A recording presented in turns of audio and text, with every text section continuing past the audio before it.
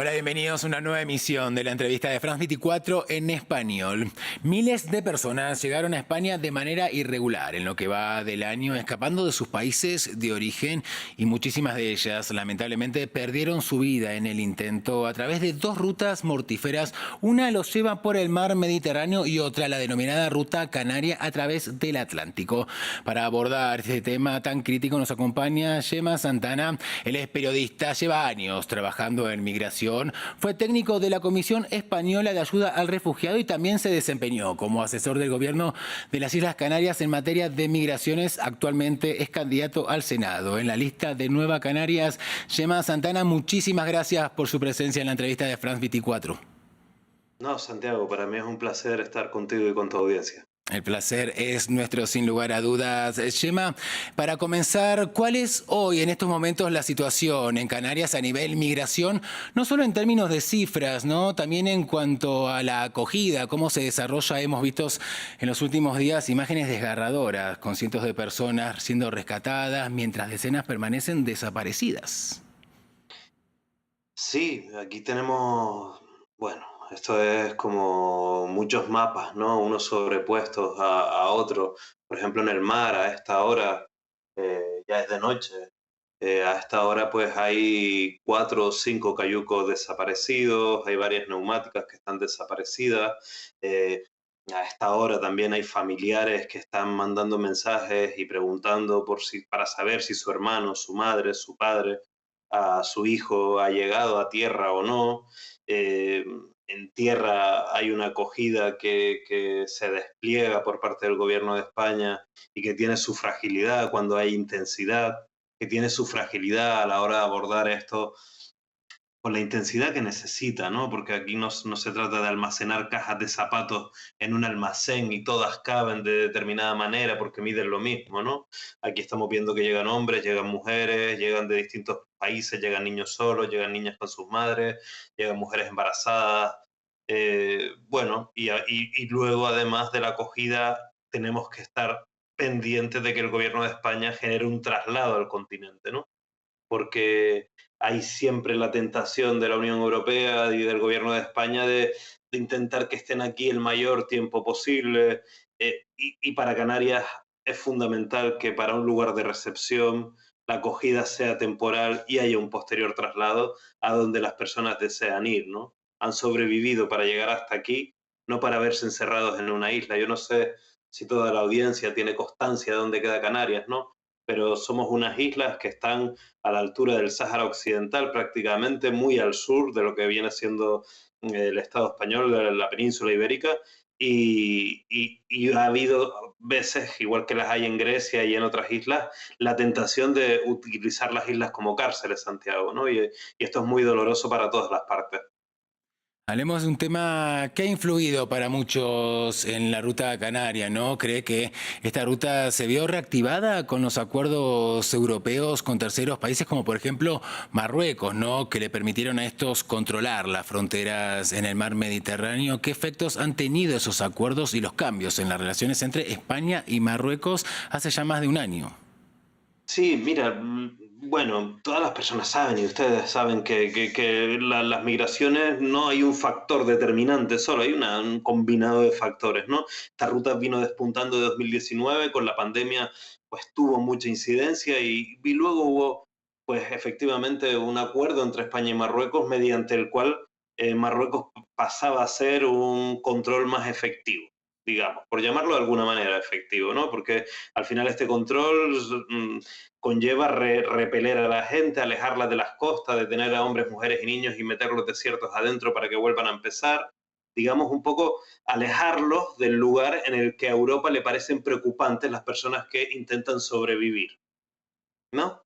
Eh, y hemos visto cómo en las últimas semanas, especialmente desde el 20 de mayo en adelante, ha habido un nuevo repunte migratorio en el que se ha combinado un poco el factor climático por un lado, pero por otro lado también, pues me duele decirlo, pero es así.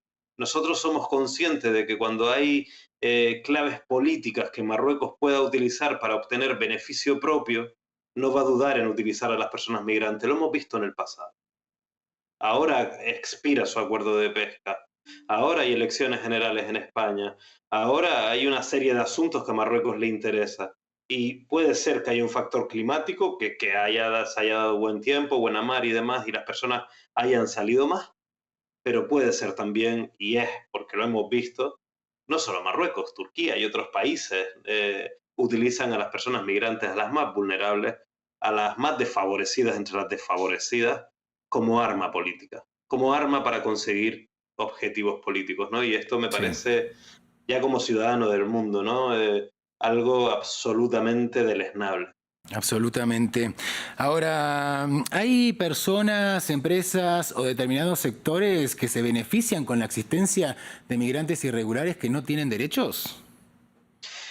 Yo entiendo, ¿no? Yo entiendo que, mira, las personas que tratan de emigrar no siempre vienen huyendo del hambre, de la guerra, de una violencia explícita, ¿no? Hay veces que simplemente anhelan mejorar sus vidas, anhelan cambiar sus vidas, anhelan encontrarse con un antiguo amor, anhelan ver a su hermano que nunca lo han visto, van buscando a su padre que se fue hace 20 años. Es decir, una serie de factores que rodean las migraciones y la mayoría de las personas transita por avión. Hay unos que no pueden transitar por avión y que tiene que ver con que no se les da facilidades para transitar por avión, no se les da un visado. A partir de ahí empieza todo un mercado, un mercadeo de seres humanos que acaban en redes de tráfico de personas.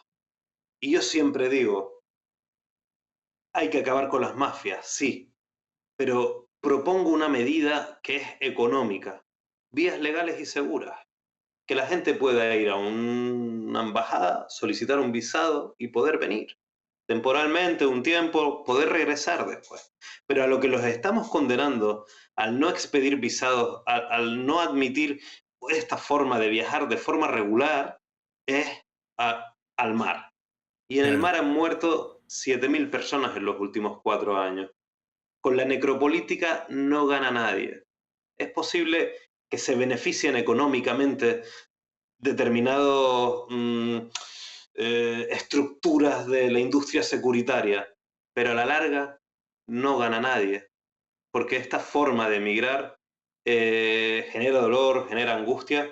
Y hay algo, Santiago, y culmino la reflexión y te agradezco la pregunta. Hay algo que vengo pensando en los últimos años y es que, en los últimos meses, y es que de alguna manera esta forma de emigrar ha perpetuado el sistema colonial.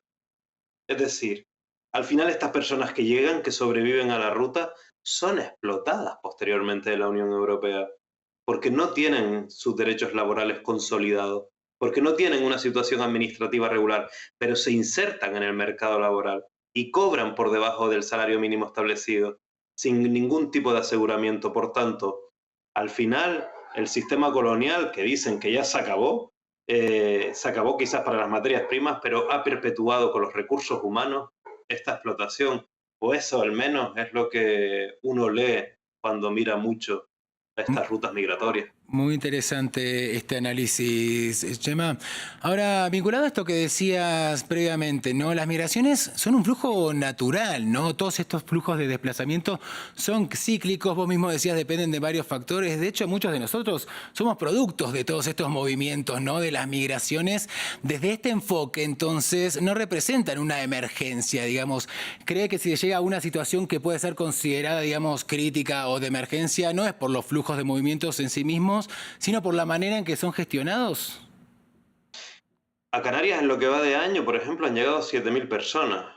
Eh, en el continente europeo somos 440 millones o 450 millones. Estamos hablando de una cantidad pequeña. Pero probablemente si esto hubiese ocurrido por vía aeropuerto, en unas condiciones de seguridad, en las que las personas una vez que llegan, si no están bien puedan volver, si no tienen trabajo puedan volver, porque aquí ocurre que la gente se endeuda para venir. Entonces, una vez que están aquí, además no pueden regresar porque no pueden, no tienen documentos ni siquiera para regresar, no tienen dinero para regresar y no tienen vergüenza para volver y no pagar. Y además tienen miedo.